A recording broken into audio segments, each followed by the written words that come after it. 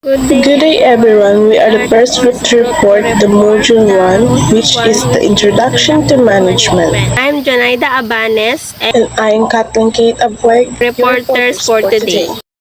Okay, let's get started. Lesson 1, Introduction to Management. Controlling a complex organization so as to achieve desired growth result in the evolution of the concept of management. Management includes all those people who are concerned with managing an organization. It is sum of organized activities by a group of people. Management involves decision making and various levels of organization for getting things done by others. It is both science as well as an art. Because the fundamentals of management are some everywhere, but the practices differ. Okay. Pag-uusapan dito sa introduction management is, nandito lahat yan yung planning, kung paano ka mag-organize ng business nila sa business ng mga tao, kung paano mo sila ayusin, at saka kung paano ka magpaplano or magdi-decide. Paano ba palalaguin, paano ba bebenta. Halimbawa sa business, paano kikita ang isang business or paano lumago, mas maraming taong bumili, ganun. So, next. So, according to Mary Parker Foley, management is the art of getting things done through people. Management is the necessary for organized activity and needed to run all types of management areas. So, each and every organization such as political, business, social, or cultural are more involved in this management because management is the process of planning, organizing, directing, and controlling is to achieve the organized goal. So, hindi lang sa business, kundi sa political, kahit nga sa bahay, gano'n. Sa culture, ganyan, sa mga nabanggit ko.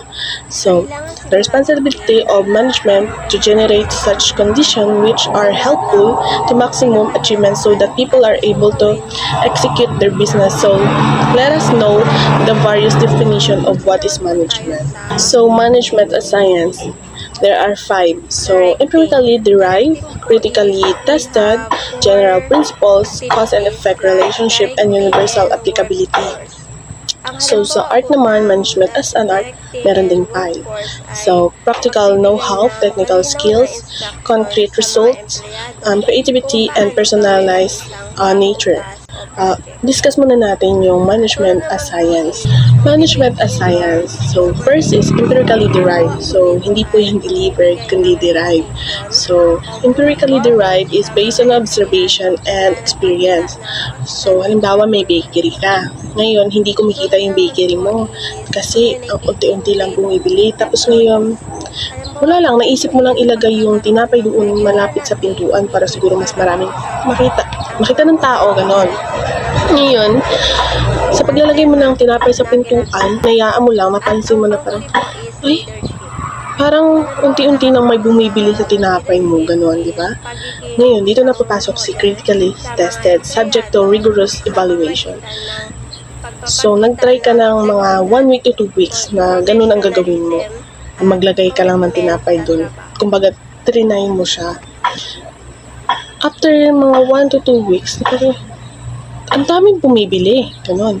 Kumbaga, napansin mo, parang tinested mo, di ba? Critically tested eh.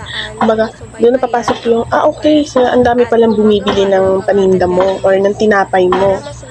So, dahil doon, papasok naman sa general principles. Sa general principles, follow established rules and guidelines. So, ngayon, naano mo na, okay, para mas madali yung kay bakery muna tayo mag-stick para mas madali natin maintindihan. So, ngayon, dahil doon, pansin mo na, okay, susundin ko na to na kapag nilagay ko yung mga tinapay dito sa may harap ng pintuan, sa tabi ng pintuan, mas ang dami palang nakakakita at bumibili. Mas mataas yung demand. So, yun yung sinusunod mo. Kumbaga kasi, doon ka kumikita di ba? So, sa cause and effect naman is identifies the relationship between actions and outcomes. So, dito naman, ang naging action mo dito is yung maglagay ka ng tinapay doon sa harap ng pintuan. And yung naging effect naman nun is dumami yung bumibili, kumita at mas dumami yung income mo, di ba? Araw-araw, ganun. So, sa universal applicability naman, principles can be applied in different situations. So, hindi lang sa maliit or malaking tindahan, bakery man yan, or coffee shop. Dahil ito ay na-apply kahit saan. Okay? Para halimbawa, sa big grocery, ganun, pwede mo rin naman gawin ganun, di ba? Para mas kumita ka, tumaas yung demand or sales mo, ganun, di ba?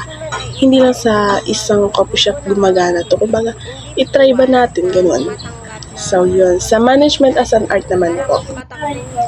So, management as an art naman po. Practical know-how requiring hands and experience and skills. So, dito naman po is, halimbawa, sa resto, magbigay tayo ng example para mas madali nating maintindihan. Merong magwawala, halimbawa may resto ka na business, merong magwawala doon na customer dahil siguro hindi nagustuhan yung pagkain o kaya hindi maayos ang pag-serve ng iyong mga staff or waiter. So, ikaw naman is alam mo kung paano paamuhin, pakalmahin ang customer dahil alam mo na, di ba, maganda experience mo na may skills ka. Okay, ganito yung gagawin ko. Kailangan maayos. Hindi dapat galit na yung customer, galit ka din, di ba? Dapat kumaga balance lang. Kumaga ikaw magpakumbaba, ganun. Kumbaga, doon yung tinutukoy na practical know-how. Isa din yun doon. So, sa technical skills naman is involves specific capabilities and knowledge. Kumbaga, ano kaya yung kumbaga, paano ko pa kaya mas, kumbaga, kikita din yung using technology yung resto namin. Syempre, ikaw naman, magano ka sa mga website, ganyan, Facebook, TikTok, kahit anong social media, para ganun yun, di ba? So, sunod naman is concrete results, aims to achieve tangible outcomes. So, dito, kailangan siguro sa isang resto, halimbawa, mag-ano ka ng measurable goals. Tawag nila gano'n, measurable goals. So, halimbawa, kailangan tumaas yung income natin, mag-reduce tayo ng mga nasayang na pagkain, at saka kailangan marami tayong mabenta. Doon yung papasok sa concrete results. And then, creativity requires innovative thinking and problem solving. So, ikaw naman, halimbawa, may skills ka, ganyan, nag-iisip ka. Liban sa pag-post kaya sa social media, ano pa kaya yung pwede kong magawa? So, pwede ka magbigay ng mga poster, maganyan, maisip ka, okay, gumawa ka ng isang produkto na unique, kakaiba naman na bago sa panlasa ng masa, sabi nga nila, di ba? Bago sa panlasa ng masa, okay, sa mga bibili ng customer mo, ganun. Para, kung yun man ay tumaas or mabenta, syempre, patuloy kang gagawa ng mga ganung bagay o kaya mga produkto na alam mo, gusto ng mga customer. So, sa last number po is yung personalized nature is adapts individual situation and style. So, pareho lang po to sila. May pagkakabi sila ng practical know-how. Kumaga, dito naman, halimbawa kung ayaw ng customer na malamya, di wag mong gawin, di ba? Kung pinupuri ka ng customer, mas lalo mo pag-iigihan yung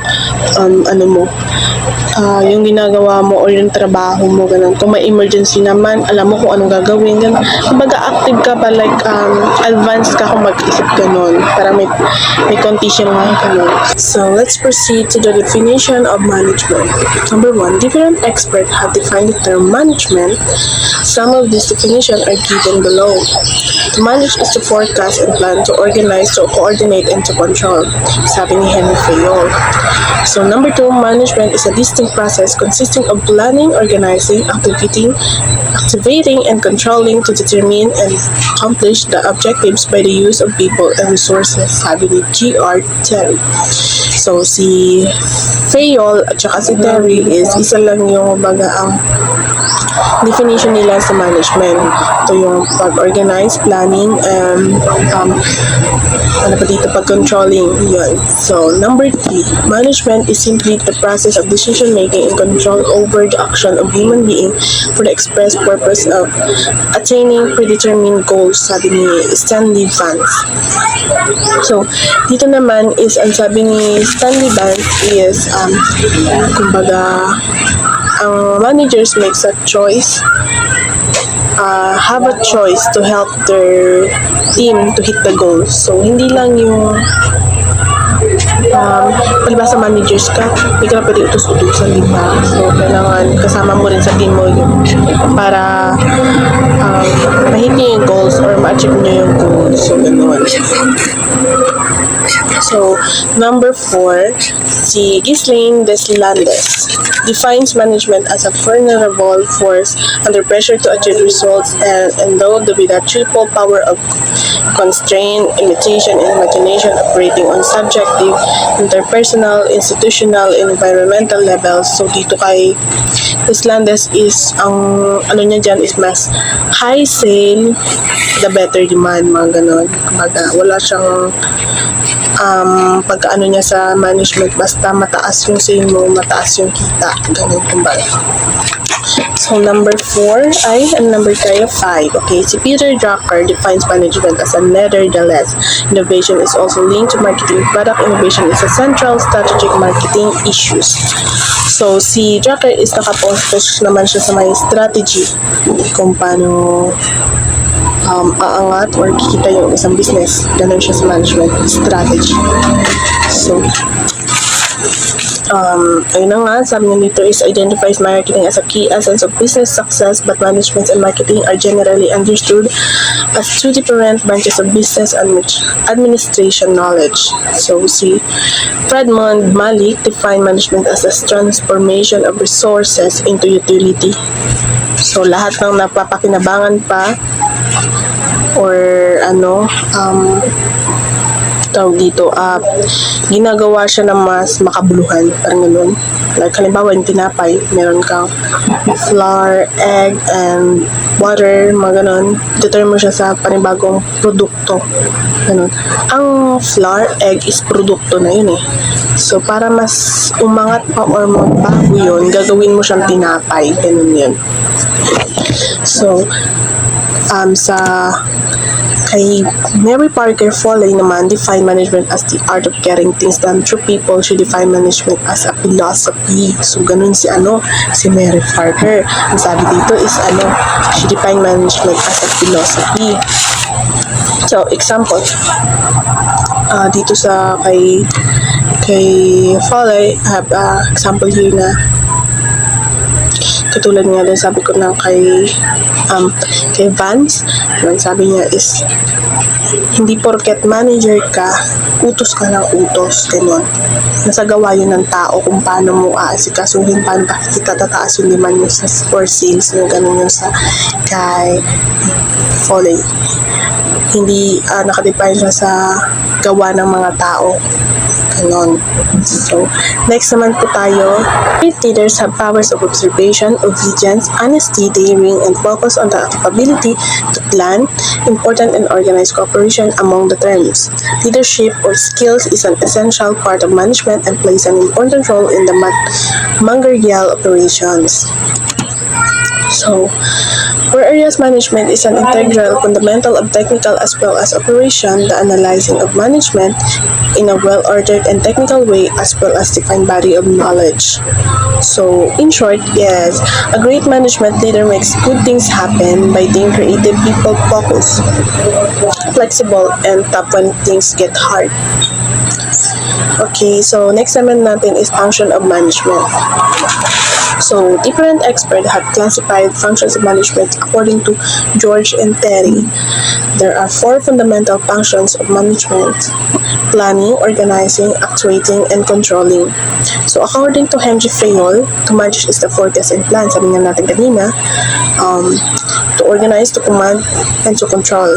So, whereas Larry Gulick has given a keyword, POSICORB. In POSICORB, where P stands for planning, O organizing, S is staffing, D for directing, C coordination, and R reporting, and B budgeting. But the most widely accepted functions are management given by Cons and O'Donnell yung 5. Yung planning, organizing, staffing, directing, and controlling. So, proceed muna tayo sa planning ng functions of management. Okay. Okay, planning. The functions of management are systematically making decisions about the goals to be achieved and activities or action needed to achieve those that an individual, a group, a work unit, or the overall organization will pursue in the future. Plans are developed for the organization, unit, and individuals for certain period of time, and activities include okay, A. Analyzing the current situation. B. Anticipating the future. C. Determining the organizational activities. D. Deciding the activities to be involved. E. Choosing strategies. F. Determining resources to achieve organization goals. So, dito muna tayo sa letter A. So, analyzing the current situation. Okay. Sa analyzing current situation, so pag-analyze, so tingnan mo muna yung sitwasyon ng halimbawa ng business mo. Ano na ba, mabenta ba, lumalago ba, ganun. So, sa anticipating the future, i-predict mo yung magiging kalagayan pa ng business mo sa mga hinaharap, sa mga trends or challenges na haharapin niya pa. So, determining the organizational objects is ito yung may tinatawag sila na SMART. Yung specific setting, measurable, achievable, relevant, and time-bound. So, example, kailangan mong makabenta ng 100 coffee in a week. Halimbawa, kung may coffee shop ka, diba? Kailangan mong makabenta. So, dito si SMART papasok. So, si S is yung the specific setting or yung halimbawa ito na yung sasabi na sell 100 coffee. So, si M naman, ito yung measurable. So, you can count if you hit 100 or not. So, kung halimbawa, kung makabenta ka ng 100, syempre mabibilang mo. Kung walang hangganan, hindi mo naman mabibilang, di ba? Alam niyo yun, gets niyo, di ba? Pag sinabing uminom ka ng 8 glasses a day, so, kaya mong bilangin yun. Pero pag sinabing drink more glasses a day, hindi mo na kayang bilangin yun. Gets po ba? Ganon. So, number 2 is achievable. Or pag-achieve. So, achieve if sell 100 coffee in a week. So, ito na nga, ma-achieve mo yung kapag nakaset ng 100 coffee, kapag makakabenta ka ng 100 coffee in a week naman, di ba? So, yung relevant naman doon is yung kapag more coffee to sell, more money to earn. Parang ganun, kapag marami ka nabenta, marami kang money na ma-earn sa 1 week na yun. So, kumbaga sa time naman dito is ang time na sinasabi naman ng titi is 1 week, yun. Yung oras o yung araw na binigay sa iyo na para makabenta ka ng 100 coffee. Na yun ang mahit mo na goal, ganun. Sa letter D naman po tayo, deciding the activities to be involved. Paano ba mahit yung 100 na yun? So, halimbawa, maglagay ka ng mga sign dyan. O kaya naman, gumising ka ng maaga para makabukas ka rin ng maaga. Diba ganun? Para mahit mo yung 100. Kasi kung tanghali ka na makagising or tanghali ka na magbubukas ng tindahan mo, sayang yung customer na ang daming dumaan na nag-antay o naghahanap ng iba pang. So, sa letter F is ito na yung kabuuan ng letter A to letter E.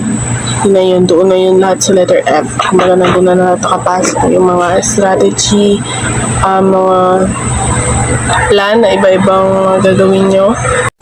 Number 2, organizing the management functions of assembling and coordinating human, financial, physical, information, and other resources needed to achieve organization goal. Letter A naman dito, halimbawa, manager. So, ano bang ginagawa ng manager, di ba?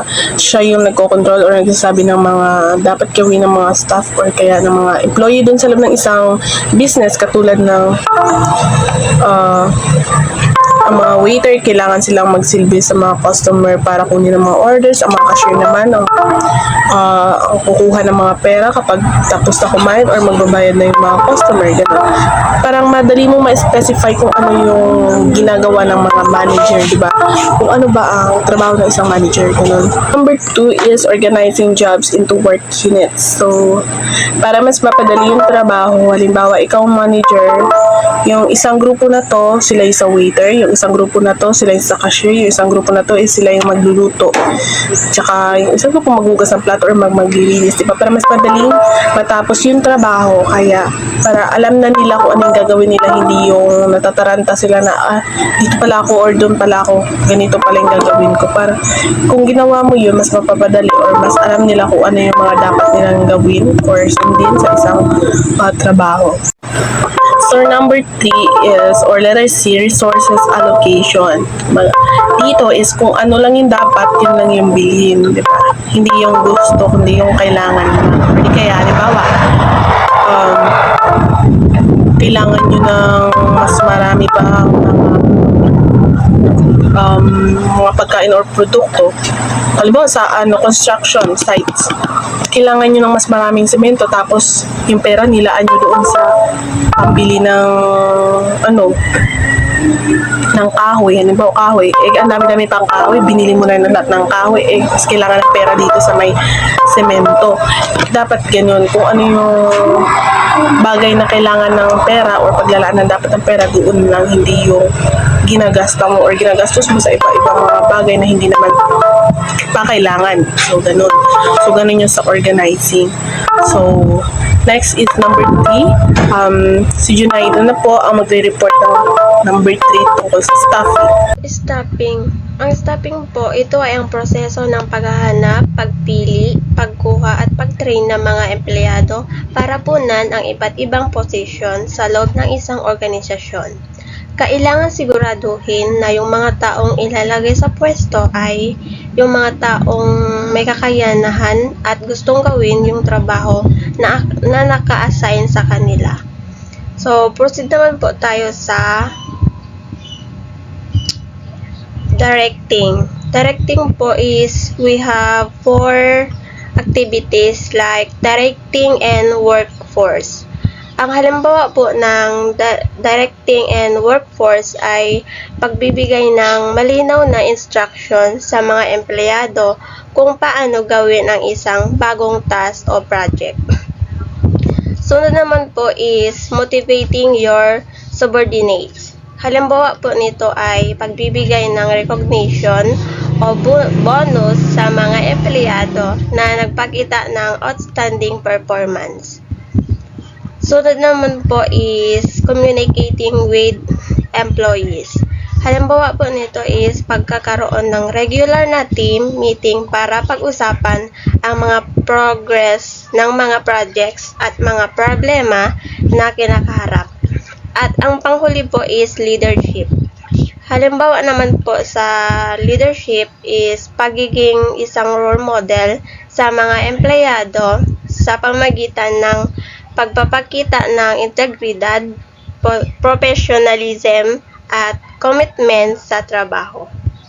Controlling naman po, ito yung mga part ng management na kung saan sinusubaybayan ang progress at gumagawa ng mga adjustments para masigurado na maabot yung mga goals ng organisasyon.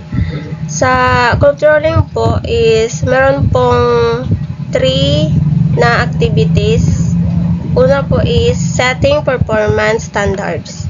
Ang setting performance standards po ay pag-set ng standards para malaman kung saan nakakarating ba sa long-term goals. Halimbawa po nito is pag-set ng sales target na 10% increase kada quarter. Sumunod naman po is monitoring staff performance. Pagsubaybay sa performance ng mga empleyado sa pamamagitan ng performance evaluation. Ang halimbawa naman po dito is pagkakaroon ng monthly performance review para sa bawat empleyado. At ang panglas po is identifying performance problems. Pag-identify ng mga problema sa mga performance sa pamamagitan ng pagkumpara ng performance data sa standards at paggawa ng corrective action. Halimbawa po is pag-identify na bumaba ang sales sa isang branch at paggawa ng marketing strategy para sa pagtaas ito. Sumunod naman po tayo is sa conclusion. Ang management ay isang individual o grupo ng mga individuals na tumatanggap ng responsibilidad para mapatakbuhin ang isang organisasyon. Ang organization management ay pinagsama-sama ang 6 na M. Una po is men and women. Ang ibig sabihin po ng men and women is mga empleyado o tao na nagtatrabaho sa organisasyon. Sumunod naman po is money. Siyempre money po is pera o kapital na ginagamit para patakbuhin ang negosyo. So, pangatlo po is machines, mga kagamitan o makinarya na ginagamit sa production. So, pang-apat po is material. Mga raw materials o supplies na ginagamit sa production. Sumunod naman po is method, mga proseso o paraan ng paggawa ng produkto o serbisyo. Tapos, market, ang target na customer o consumer ng produkto o serbisyo. Ang halimbawa po ng kalahatan ng mga M's is sa isang restaurant na kailangan ng management, men and women na may kapital, money para sa bumili ng mga equipment, machine ingredients, material, sundin ang mga receipt, methods, at magkaroon ng customer market. Basic of management, according to Henry Fayol. Ang una po is planning. Ito yung pag-iisip kung ano yung mga dapat gawin para ma-achieve yung target. Halimbawa po is bago magtayo ng negosyo, kailangan planuhin kung ano yung product, sino yung target market, at paano ibebenta. Pangalawa po is organizing, pag-aayos ng mga resources, tao, gamit, pera, para magamit ng maayos. Halimbawa po nito is pag-assign ng mga empleyado sa iba't ibang department at pag-allocate ng budget para sa bawat department. Pangatlo po is coordinating, pag-combine at pag-integrate ng mga efforts ng mga tao para magkaisa sila sa pag-achieve ng common goals. Halimbawa naman po dito is pagkakaroon ng regular team meeting para pag-usapan ang mga progress ng project at para matulungan ang mga members kung may problema. Number 4 po is commanding. Pagde-decide kung ano yung dapat gawin at pagsabi sa mga taon na gawin ito. Halimbawa po is pag-utos ng manager sa mga empleyado na mag-overtime para matapos ang isang urgent project. Panglima po is controlling, pag-survive at pag-improve ng mga plano. Halimbawa po is pag-monitor ng sales performance at paggawa ng adjustment sa marketing strategy kung hindi umabot sa target. Next po is basic management rules. We have 3. Ang una po is informational, mga rules na kailangan mag-distribute, mag-supervise at mag-analyze ng information. Halimbawa po is pagiging spokesperson ng company, pag-monitor ng market trends at paggawa ng reports para sa management. Pangalawa po is interpersonal, mga rules na kailangan makipag-interact at mag-coordinate sa mga staff members. Halimbawa naman po dito sa interpersonal is pagiging leader ng team, pag-motivate sa mga empleyado at pag-resolve ng conflicts. At panghuli po is decision, mga rules na kailangan mag-decide. Halimbawa po dito sa decision is pag-decide kung ano yung mga bagong product na ilalabas, pag-approve ng budget, at pag-hire ng mga empleyado. Management skills. We have 7 management skills, consist of leadership, kakayahang mag-lead at pagbigay ng direksyon sa isang grupo. Halimbawa is pag-inspire sa team na magtrabaho ng mabuti para maabot ang goal. Pangalawa po is technical, expertise sa isang specific na function or area. For example is expert na accountant na marunong sa lahat ng accounting procedures. Pangatlo is political, kakayahang hanapin at maintindihan kung ano ang kailangan ng mga tao para maging familiar sila sa kanila. For example is pag-build ng good relationship sa mga stakeholders para maging supportive sila sa company. Pang-apat is conceptual, kakayahang intindihin ang complex na situation. Ang example naman po dito is pag-analyze ng market trends at paggawa ng strategic plan para sa company. Panglima is interpersonal, kakayahang makipag-interact, mag-guide, mag-delegate at mag-motivate. For example naman dito is pag-delegate ng trabaho sa mga team members at pagbigay ng feedback para ma-improve ang performances.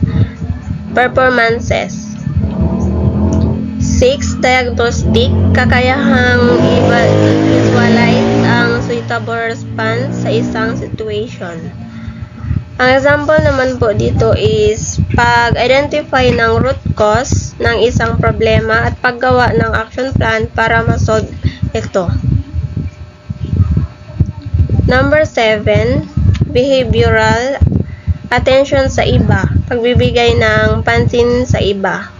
Ang example naman po dito is pagiging sensitive sa needs ng mga empleyado at paggawa ng paraan para matugunan ang mga ito.